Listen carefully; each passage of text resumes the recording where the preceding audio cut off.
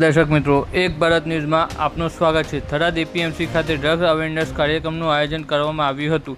આજે Tharad marketing yard ખાતે આંતરરાષ્ટ્રીય ડ્રગ્સ અવેરનેસ દિવસ 26 જૂન અનુસંધાને પોલીસ તરફથી international day against drugs abuse and illicit trafficking અનુસંધાને પોલીસ દ્વારા આ કાર્યક્રમ રાખવામાં આવ્યો હતો। બનાસકાંઠા સરહદી રેન્જ આઈજી તેમજ જિલ્લા પોલીસ વડાના માર્ગદર્શન હેઠળ ડ્રગ્સ અવેરનેસ કાર્યક્રમનું આયોજન કરવામાં આવ્યું હતું। જોકે આ સામાજિક દૂષણ ડ્રગના લીધે યુવાધન બરબાદ ના થાય એ હેતુથી પોલીસ દ્વારા આ કાર્યક્રમનું આયોજન કરવામાં આવ્યું હતું।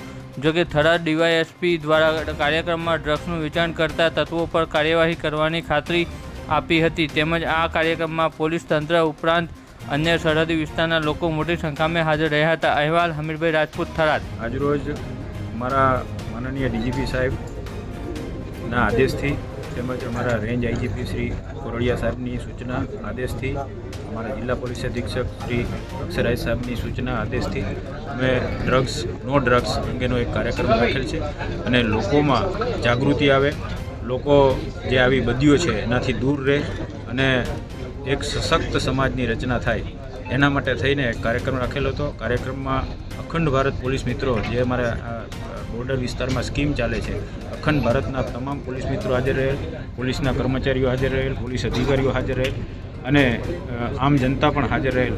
અને આ કાર્યક્રમની અંદર અમે લોકોને ડ્રગ્સથી કેવી રીતે દૂર રહેવું અને ડ્રગ્સના જે લતમાં જે લોકો ચડી ગયા છે એને પણ કેવી રીતે મુક્ત કરવા, આ બાબતે કાર્યક્રમ રાખેલો હતો। તે બાબતે જાગૃતિ લઈ આવવા માટે અમે તમામ પ્રયત્ન કરેલા છે અને આ કાર્યક્રમમાં લગભગ ઘણી મોટી સંખ્યામાં લોકો હાજર રહેલ, અમારા તમામ પોલીસ અધિકારીઓ પણ હાજર રહેલ, થરાદ ડિવિઝનના તમામ પોલીસ અધિકારીઓ પણ હાજર રહેલ અને આ કાર્યક્રમ અમે કરેલ છે કે આપને આવા ડ્રગ્સ બાબતે કંઈ પણ માહિતી મળે તો તમે 100 નંબર ઉપર ફોન કરીને પણ જાણ કરી શકો છો।